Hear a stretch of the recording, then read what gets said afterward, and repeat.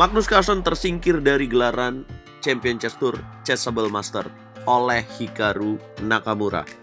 Ya, mereka bermain dengan 2 kali permainan catur 15 menit dengan bonus waktu 3 detik setiap melangkahnya. Dan kemudian mereka deadlock, hasilnya 1-1 dan mereka bermain Armageddon Game. Dan di Armageddon Game inilah penentu bagi hasil kedua pemain.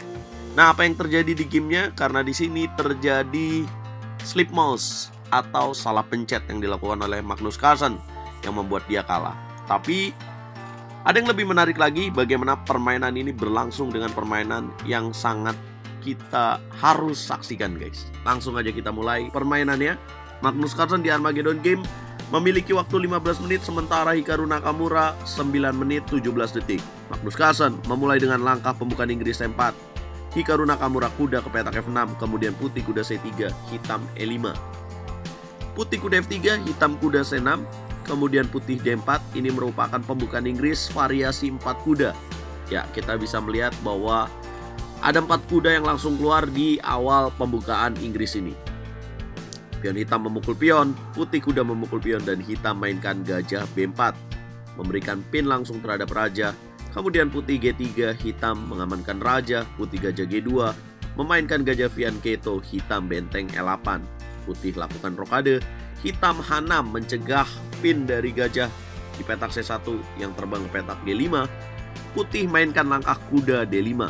Pertukaran kuda terjadi, pion memukul kuda, kemudian kuda memukul kuda, menteri memukul kuda, dan hitam menteri E7.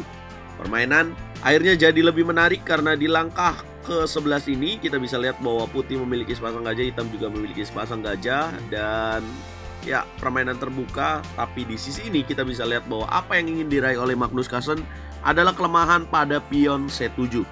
Jalur C yang terbuka akan dieksplor oleh Magnus Carlsen, dan di langkah berikutnya dia memainkan langkah gajah E3, menghilangkan ancaman dari pion di petak E2. Hikaru Nakamura merespon dengan langkah gajah ke petak D6, kemudian putih benteng F D1, hitam B6, putih menteri D2, menghindari ancaman dari gajah ke petak C5. Hitam mainkan langkah A5, kemudian putih benteng A ke petak C1, hitam benteng B8. Magnus Carlsen di langkah berikutnya langsung menunjukkan gebrakannya dengan langkah gajah F4. Tujuannya tidak lain dan tidak bukan untuk memberikan tekanan pada pion C7. Tapi ada pion yang diberikan di petak E2. Lalu bagaimana jika Hikaru Nakamura terbang untuk mengambil pion di petak E2? Maka Magnus Carlsen akan mainkan langkah benteng E1 dan membuat dia menang. Kenapa? Karena kalau menteri memukul menteri, benteng memukul benteng, skak terjadi, raja ke petak A7, gajah memukul menteri, 1 benteng dimiliki oleh Magnus Carlsen sebagai keunggulan. Jelas itu tidak terjadi, dan Hikaru Nakamura juga menolak untuk melakukan gajah memukul gajah karena membuat pion C7-nya jatuh, dan mendapatkan pion E2 menurut Hikaru Nakamura ini tidak menguntungkan. Yap, dan dia memilih langkah lain, dia memainkan langkah gajah A6. Kemudian Magnus Carlsen E4, Magnus menghilangkan kelemahan pada pion E2, Hikaru Nakamura gajah memukul gajah, putih menteri memukul gajah, dan hitam D6.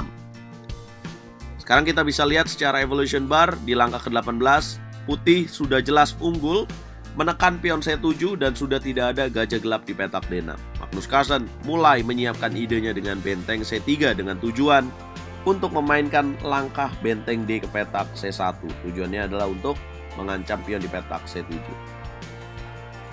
Hikaru Nakamura memainkan langkah menteri D8. Dia persiapan untuk defense. Putih benteng D C1, hitam benteng E7. Putih menyerang juga dengan serangan di sayap raja. Hitam gajah B5, putih G4, hitam F6, putih G5. Boom. Pion F memukul pion memukul pion, dan benteng F7. Hikaru Nakamura mainkan mengancam menteri. Putih menteri G3, pion memukul pion. Magnus Carlsen gajah H3. Langkah bagus dengan tujuan gajah ke petak E6. Hikaru Nakamura merespon dengan langkah gajah ke petak D7. Terjadi makan pion di petak C7. Kemudian hitam gajah memukul gajah, benteng memukul benteng, raja memukul benteng, menteri memukul gajah. Pionnya sama, 5 pion di langkah ke-29 ini. Tapi kita bisa lihat bahwa secara posisi ini jelas enak untuk putih. Kenapa? Karena ya sangat terbuka posisi raja putih di petak F7 dan benteng putih menguasai jalur. Tapi Magnus Carlsen dan Hikaru Nakamura, Magnus Carlsen yang sudah memiliki keunggulan, Hikaru Nakamura tidak mau menyerah begitu saja. Dia menampilkan defense yang cukup baik dengan menteri ke petak F6, putih menteri H7, hitam benteng F8, putih benteng C7 skak. Boom! Ini merupakan kesalahan menurut Stockfish di langkah ke-31 karena seharusnya ada langkah yang lebih bagus. Tapi kita lanjut dulu. Benteng ke petak C7, hitam raja ke petak E8, putih benteng C8, hitam raja E7, benteng memukul benteng, raja memukul benteng. Ini harus dilakukan karena Magnus Carlsen juga tahu bahwa ada ancaman pada pion di petak F2. Raja memukul benteng, putih menteri H8 skak, raja F7, menteri C8, kemudian hitam menteri E5. Ini merupakan langkah blunder yang seharusnya dapat dimanfaatkan kembali oleh Magnus Carlsen. Sayang juara dunia catur tidak melihat langkah menteri ke petak C7 untuk mengambil pion di petak B6. Magnus Carlsen lebih memilih untuk defend menteri ke petak G4. Hitam mainkan raja ke petak G6, putih raja G2, hitam raja F6, putih A4, hitam raja E7. Hikaru Nakamura hanya menunggu saja karena di Armageddon game ini dia hanya butuh hasil remis. Putih raja F3, hitam G6. Ini merupakan langkah blunder yang sekali lagi juara dunia catur Magnus Carlsen tidak menemukan langkah terbaiknya dengan menjalankan langkah menteri ke petak E6, bertukar menteri. Ya karena waktunya tinggal ya sebenarnya 3 menit cukup ya bagi Magnus Carlsen untuk menemukan langkah terbaiknya, karena dia biasanya 30 detik pun menemukan langkah terbaik. Magnus Carlsen cepat memilih raja E3, membuat keadaan jadi seimbang lagi dengan menteri F6, putih raja D3, hitam raja D8, putih menteri G3, hitam raja C7, putih raja C2, hitam raja B7, putih raja B3, hitam menteri D4. Permainan raja dimainkan oleh kedua pemain. Magnus Carlsen mengambil pion di petak D6. Hikaru Nakamura mencari perpetual check atau skak abadi. Menteri D3, raja A2, menteri C4, raja A3, menteri D3, B3 dimainkan. Menteri D4 dengan tujuan tidak hanya sekedar mengancam pion di petak F2, tapi ada ancaman skak mat di petak A1.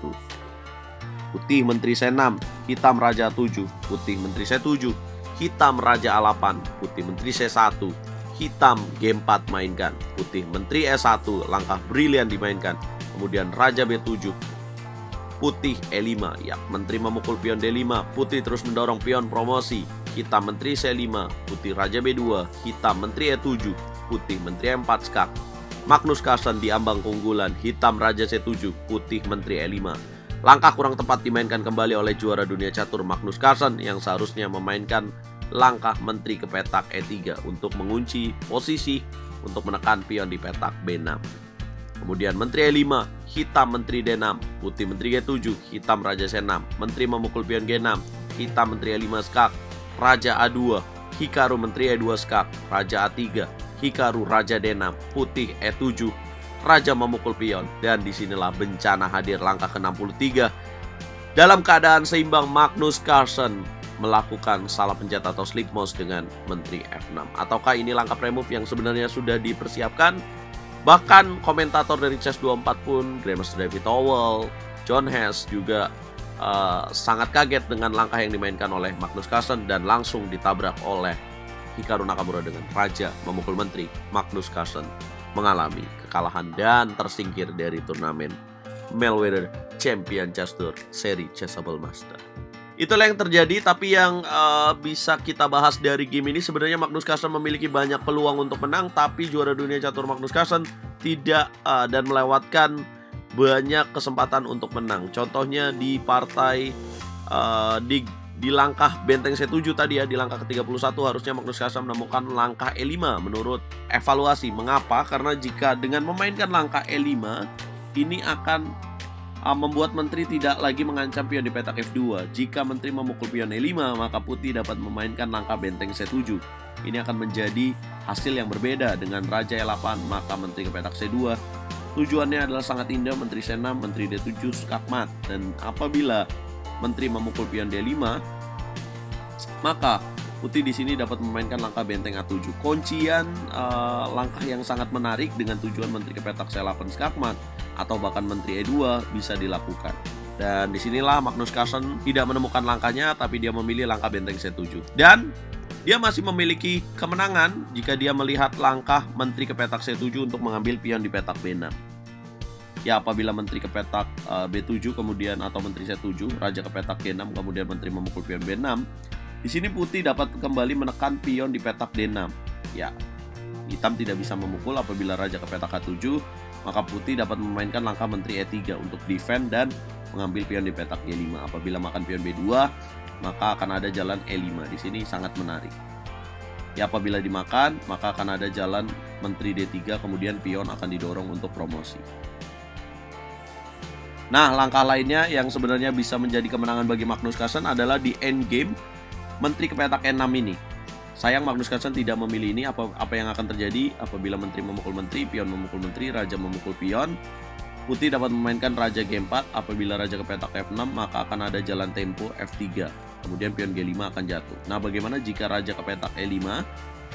Maka putih dapat memainkan langkah F3 apabila raja ke petak D4 dan putih dapat memainkan raja memukul pion G5, raja E3, maka akan ada raja G6, raja F3, akan ada jawaban raja F5, raja E3, akan ada jawaban raja E6, mukul pion E4, hitam lakukan, mukul D6, raja ke petak D4, maka raja C6, raja ke petak C4, maka raja B6, raja B4, putih dapat memainkan langkah kunci B3. Jika pukul, maka pion akan promosi karena raja hitam berada di belakang raja putih dan pion akan promosi. Ya, ini sangat jarang terjadi bahwa Magnus Carlsen biasanya tinggal 30 detik pun kemampuannya dapat menemukan langkah terbaik. Nah, ada apa dengan Magnus Carlsen? Saya tidak tahu ya, yang pasti ini penurunan performa semenjak dia kalah dari Artemiev. Kita bisa lihat bahwa dia menampilkan permainan yang kurang bagus ya, dan yang membuat dia kalah dari pecatur Rusia. Dan sebenarnya dia sudah mulai bangkit ya ketika dia berhasil mengalahkan Levon Aronian ya, tapi Hikaru Nakamura mengambil sisi warna hitam dalam Armageddon Game itu sebuah keuntungan juga. Jadi tinggal cari remis saja dia memenangkan pertandingan. Nah, apa komentar kalian? Dan Hikaru Nakamura akan berhadapan dengan Caruana nanti malam jam 10.15. Tapi RL Chess tidak menyiarkan live streaming. Nanti siaran Champion Chess Tour Chessable Master dari babak semifinal, loser semifinal akan ada di TV, akan ada di Moji TV karena RL Chess akan menjadi komentator di sana. Yap teman-teman, berikan komentar kalian yang terbaik. Jangan lupa like, share, komen, dan subscribe. Tidak semua turnamen akan Magnus pada waktunya.